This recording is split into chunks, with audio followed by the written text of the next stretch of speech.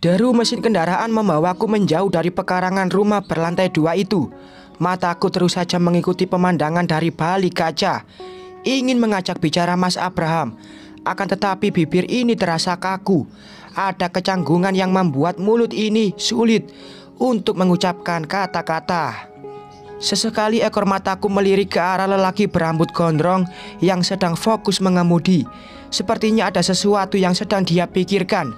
Semoga saja saat ini dia tidak sedang memikirkan Dek Maila. Hampir 30 menit kami bersama dalam satu kendaraan. Akan tetapi tidak ada percakapan sama sekali di antara kami berdua.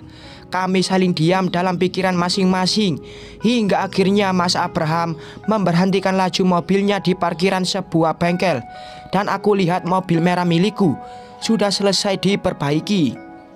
Alhamdulillah. Saya masuk ke dalam dulu, Gus. Jenengan silakan duduk dulu, ucap Mas Abraham tanpa ekspresi. Tidak menunjukkan keramahan seperti biasanya. Apa dia marah kepadaku? Sudahlah, tidak usah berprasangka buruk terhadap orang lain. Takut berdosa. Entah apa yang sedang dibicarakan oleh pria itu di dalam, karena sudah hampir 15 menit menunggu, tetapi dia tidak kunjung kembali. Aku tambah merasa kurang nyaman berada di tempat ini. Ingin segera pulang ke Tegal, karena diri ini juga sudah teramat rindu dengan istri tercintaku. Ini kuncinya, Gus. Berjingkat kaget ketika tiba-tiba Mas Abraham sudah berdiri di depanku sambil menyodorkan kunci mobil. Oh, sudah selesai ya? Totalnya berapa, Mas?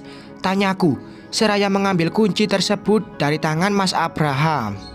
Sudah saya bayar. Kan saya yang rusakin mobil jenengan, jadi saya yang harus tanggung jawab. Ya sudah, biar saya ikut bayar juga. Tidak usah, Gus. Simpan saja uang jenengan buat biaya lahiran Maila nanti. Mencoba mengulas senyum meskipun bibir terasa kaku. Terima kasih, Mas Bram. Semoga Allah senantiasa melimpahkan rezeki Mas Bram. Amin. Kami berdua segera masuk ke dalam mobil masing-masing dan lekas pulang. Nak, siap-siap ya, setelah sholat kita pulang. Mama sudah kangen sama kita, ucapku kepada Raihan ketika sudah sampai di rumah Mas Abraham. Iya, Bi, Raihan juga sudah kangen banget sama Mama dan dedek bayi perut, jawab bocah berusia 12 tahun itu terlihat senang. Aku segera memasukkan baju-bajuku ke dalam tas, kemudian meletakkannya di dalam mobil, supaya setelah sholat bisa langsung pulang ke kampung halaman.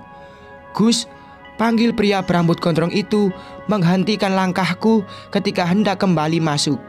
Tolong jangan ceritakan masalah tadi ke Maila. Saya tidak mau dia kepikiran. Kasihan dia sedang mengandung. Tolong jaga dia baik-baik. Jangan sampai jenengan menyakiti perasaannya. Karena jika itu sampai terjadi, aku akan datang sebagai rahwana dan membawanya pergi menjauh dari jenengan. Tenang saja, Mas. Insya Allah saya tidak akan pernah menyakiti perasaan Dek Maila. Semoga Mas Bram juga bisa lekas mencintai calon istri Mas Bram dan melupakan istri saya. Insya Allah. Obrolan kami terhenti karena sang muazin sudah mengumandangkan azan di musola dekat rumah. Aku segera memanggil Raihan untuk melaksanakan sholat maghrib berjamaah, lalu pamit pulang kembali ke Tegal setelah melaksanakan sholat isya. Aku sengaja tidak memberitahu istri kalau hari ini kembali, ingin memberikan kejutan kepada dia. Setelah menempuh perjalanan hampir 7 jam, akhirnya sampai juga di kampung halaman yang begitu aku rindukan.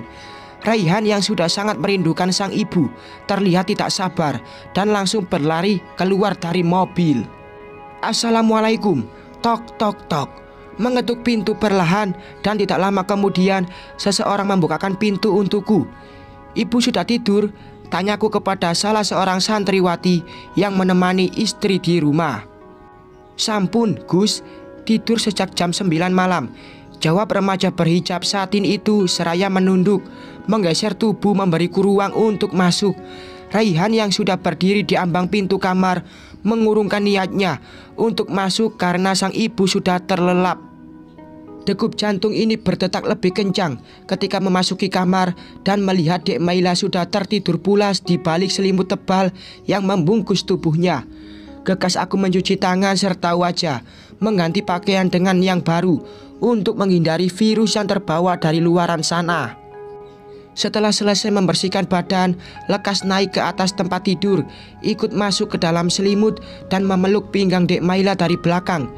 Ku ciumi tengkuk istri, melepas rindu yang kian menggebu di kalbu, hingga dia menggeliat dan langsung beringsut menjauh ketika menyadari ada seseorang sedang memeluk tubuhnya. Astagfirullahalazim, Mas, adik sampai kaget. Kirain siapa yang peluk-peluk adik.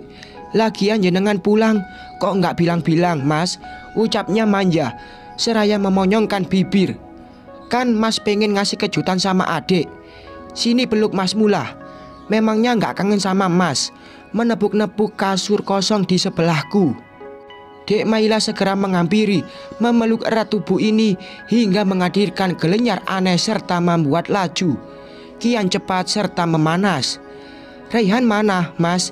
Istirahat di kamarnya. Aku mau ke kamar dia. Dek Maila hendak beranjak dari tidurnya, akan tetapi ku tahan menggunakan pelukan. Masih rindu dan belum bisa terobati rasa itu. Andai saja sedang tidak puasa. Pikiranku kenapa jadi kotor seperti ini? Astagfirullahalazim. Mendaratkan ciuman singkat di pipi, kening, mata, dagu. Pokoknya hampir seluruh wajahnya aku ciumi tanpa melewatkan sesenti pun. Mas kangen banget sama adik, bisiku dengan suara bergetar. Jenengan kerso, kode. Aku menggeleng pelan, meskipun dalam hati menjawab iya. Bersambung.